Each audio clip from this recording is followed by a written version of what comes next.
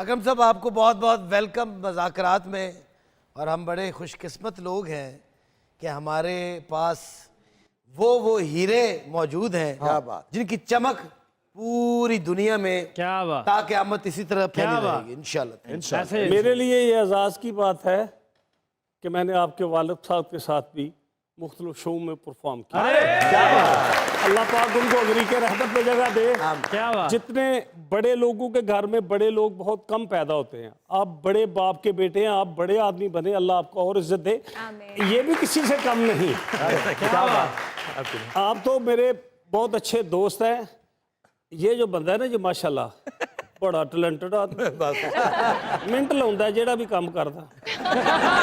बहुत अच्छे, बहुत ग्रेट। मेरे लिए भी एजाज की बात है कि आप जैसे बेटा, कभी आपके बाप के मुंह से ये लफ्ज सुना था, आज बहुत देर बाद आपके मुंह से सुना। और मैं यही कहूँगा कि ये अल्लाह का काम, ये मैं अल्लाह का काम समझता हूँ। अल्लाह किसी पे भी कर दे। अल्लाह आपको सलामत रखे। याद आ गई उनकी, इसलिए नहीं मुझे आंसू आए कि मुझे कुछ हुआ है। याद आया कि अकरम राही तो कितना खुश नसीब है कि तीसरी पीढ़ी में आके बैठा और तेरी इज्जत कर रहे हैं लोग। अल्लाह, आज तीसरी पीढ़ी है। आपके बड़े सुनते थे, ये तीसरी पीढ़ी है।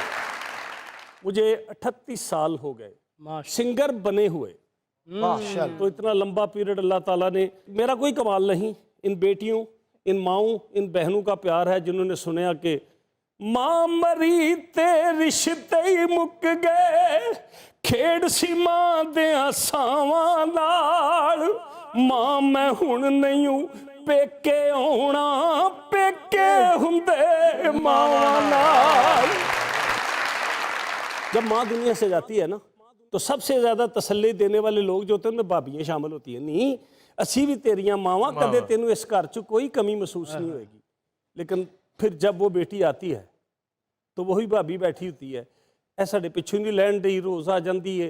तो खामद को आस्ता आस्ता फिर वो रिश्ते टूट जाते हैं। तो भाभियों का जो प्यार है उसको जेन में रख के मैंने लिखा कि भाभियां कदे नहीं मावा बनिया, मावा ही मावा हुंदियां ने, मापियां दे घर धीयां दे लई कदू कोई थावां हुंदियां ने।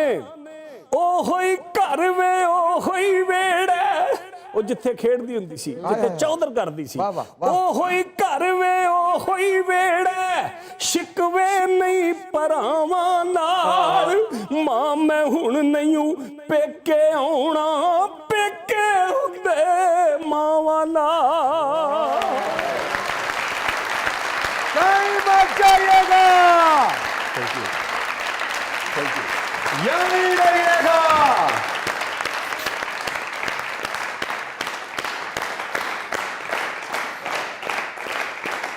देखते रहिए मज़ाकरात।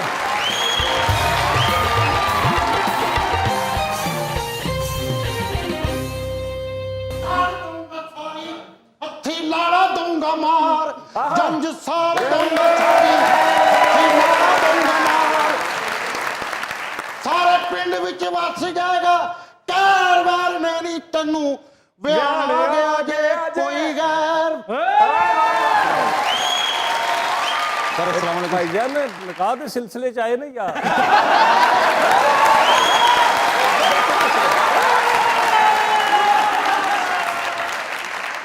यानी तुसी ज़हन बनाई बैठे हो। हाँ, अजे पहले ही प्यार नहीं भुले। ऐसा मतलब है कि पहले प्यार का जख्म अज भी ताजा है। लोकी कहंदे ने तू चला गयो वे परियां दे देस, वे मैं अज भी उड़ीकां बह के पिपलां दे हेठ छड्डिया तू भी, ते छड्ड के देख ले मैं भी पसरू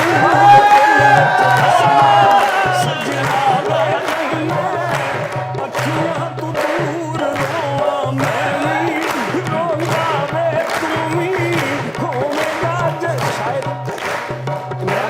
इमरान बेटा, शायद अगर मैं गा रहा हूँ तो किसी न किसी जगह पे कोई ना कोई शख्स हो सकता है आपके प्रोग्राम के वसासत देख के ही, लेकिन ऐसा नहीं हो सकता। क्या आज भी जो आपने गाया, जो जितना मेरा नाक़िस सा तजुर्बा है और मेरी नज़र है, मुझे आपकी पेशानी और आंखों में वो उम्मीद नजर आई कि शायद कोई सुन रहा होगा। रोग प्यार दे लोको दिल चू कढ़ने सौखे नहीं, सज्जन हुंदे नशियां वर्गे ओ छड्डने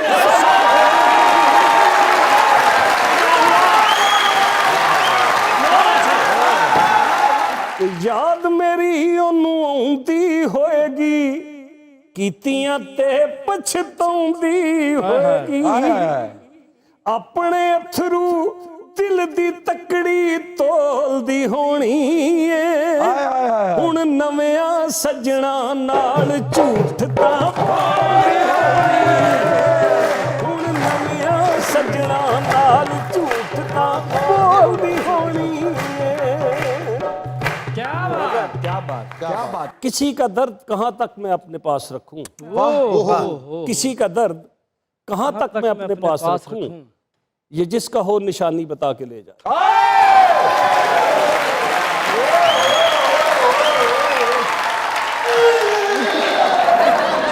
भाईजान को तार तो नहीं लगी थले?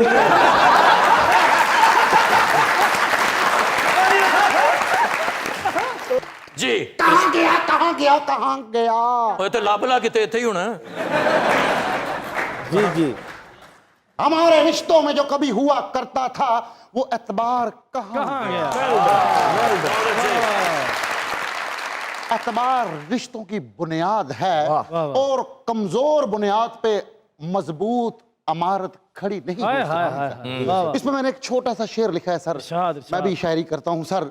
400 इंतशार है क्या है की होया, पूरा तो सुन लो पहले सर।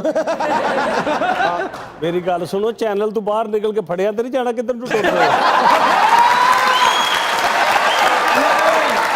चलो ठीक है कुछ भी नहीं होता, भरा ने साडे कोई गल नहीं। कौन कौन? राई साहब ਓਏ ਈਜ਼ੀ ਇਹ ਨਾਲ ਦਾ ਹੋਟਲ ਹੈ ਸਰ ਜੀ ਇਹਦਾ। जी इरशाद। 400 इंतशार है क्या है? क्या है? ये खजा है बहार है क्या है? क्या है? सबको मशकूक तुम समझते हो, खुद पे एतबार है क्या है? क्या है? किसी के चेहरे पे नहीं है मलाल, नसीब साडे लिखे रब ने कच्ची पेंट।